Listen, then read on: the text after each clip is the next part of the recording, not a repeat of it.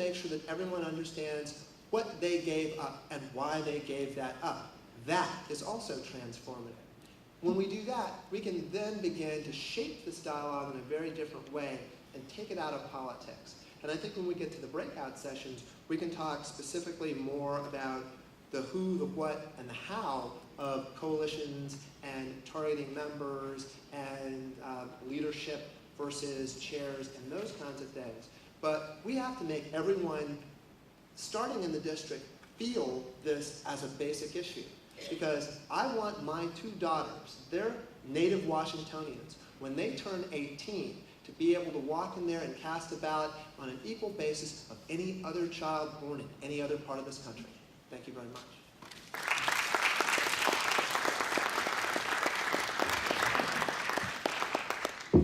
Thank you, Keenan. Bernard Demjo. Yes, good evening, everyone. Good evening. Good evening. And thank you, Johnny Barnes, and the ACLU. Thank you. What you got here on a Saturday night, as Wade mentioned, you've got the elders here and you've got the youth here. That's quite a feat, so thanks, Johnny. Before I go into my substantive remarks, I have to mention, because the lights are so bright on us, Wade, you can borrow my socks sometime if I can borrow your tie and handkerchief. I just noticed that Wade's tie when we was talking.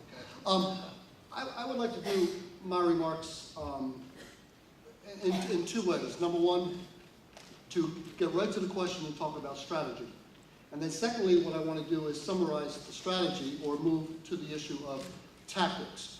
And all of my colleagues on the stage, my co-panelists, would certainly agree with me when I talk a little bit of history. And that history for me certainly is that there would be no woman's amendment to right to vote if it weren't for the women putting the pressure on the courts and pressure on the society and pressure on the Congress in their direct action. There would be no organizing opportunities for workers in the 1930s and the 40s if it weren't for direct action by the union people. There would be no Civil Rights Act of 64 and 65 if it were not for direct action. There would be no Free Mandela and the end of apartheid if it were not for the direct action in the 80s, 84, and 85 at the South African Embassy. You got my point. My point is that there needs to be heat on anybody that changes power conditions.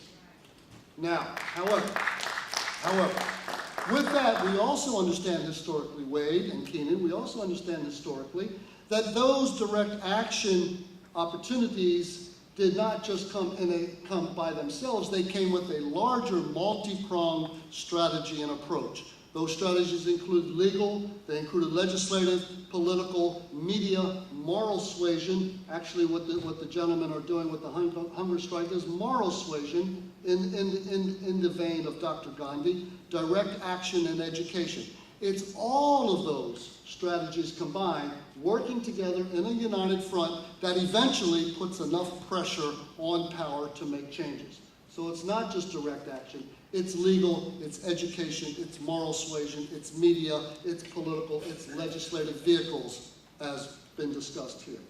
So that's the historical perspective. It has happened for the last 100 years. It can continue, and it must happen politically and locally here in Washington, D.C. for us in statehood.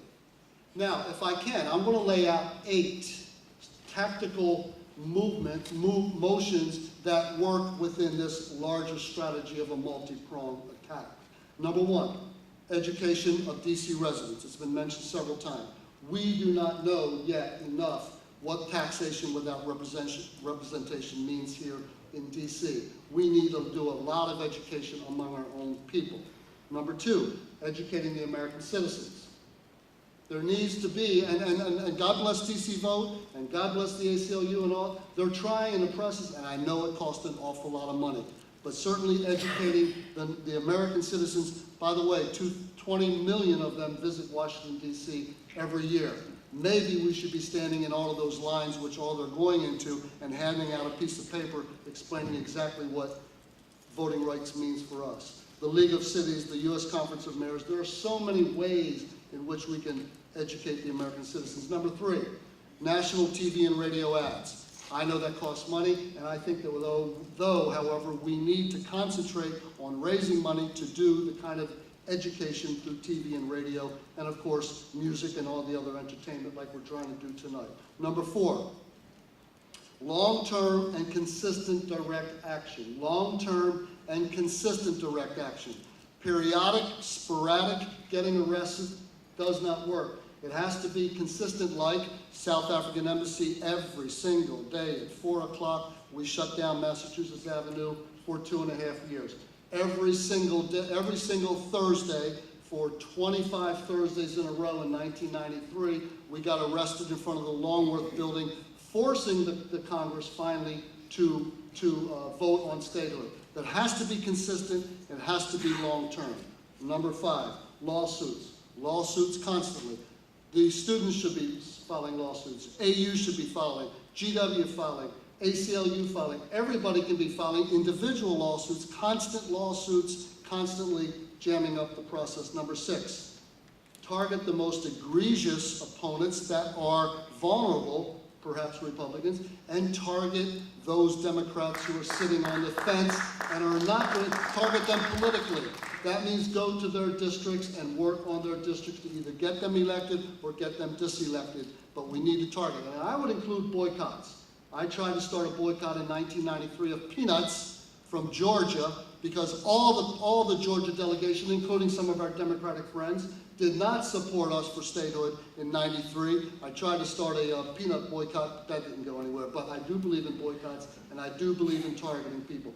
Number 7, a legislative vehicle, 265, or whatever that legislative vehicle is.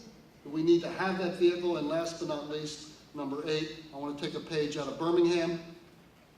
And you all know the history of Birmingham. It was the kids. Once the school kids demonstrated and were able to get arrested, that was the turning point of Birmingham.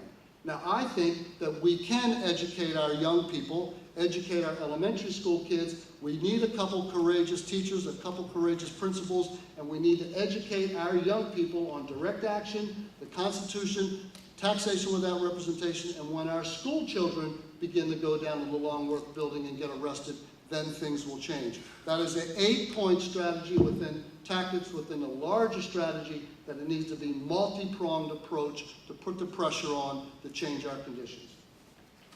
Thank you.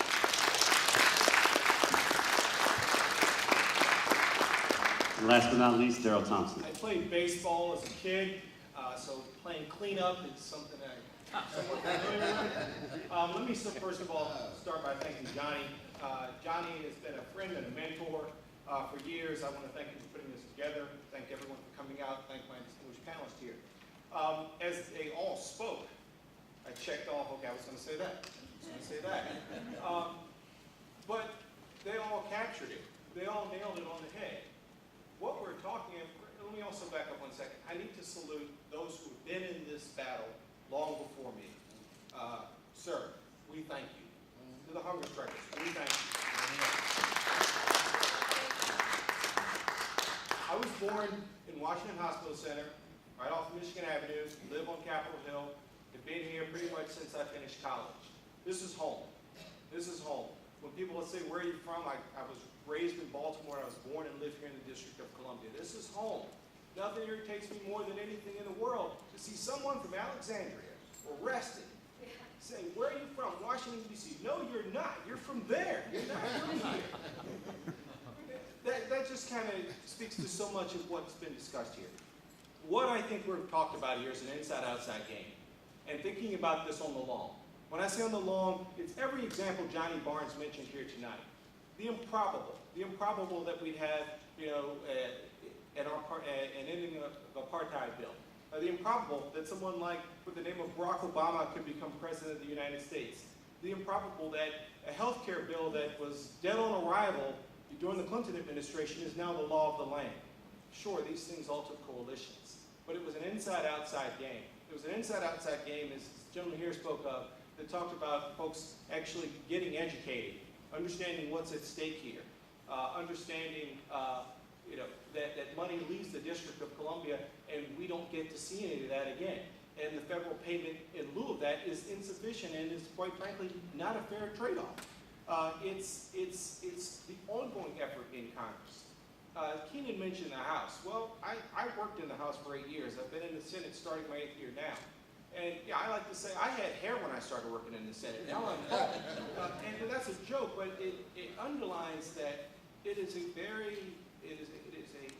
plodding place where you have got to be patient and deliberate about what you want to do. So we could pass things with a Democratic House or something like that, but you've still got to figure out how are you going to get 60 votes in the Senate. So it's to Wade's point, there has to be a coalition. We're going to need Republicans. Someone mentioned earlier, I think I saw a note on Washington in the 70s a few weeks ago, was on one of the cable channels. Former Congressman Pomeroy did exactly as we talked about. He targeted, former members of the House. He targeted the folks from the DC committee. And those are the types of things that have to take place here. My background is in electoral politics. I just became this policy wonko plate, but I used to go into districts and camp out and figure out how to beat Republicans. That was my job. So my job was essentially to figure out how do we get the 50+1? How do we figure out what are the nuts and bolts that need to happen? And this is the inside-outside game that needs to take place. It's the ongoing education of DC residents. It's the ongoing education of folks that come in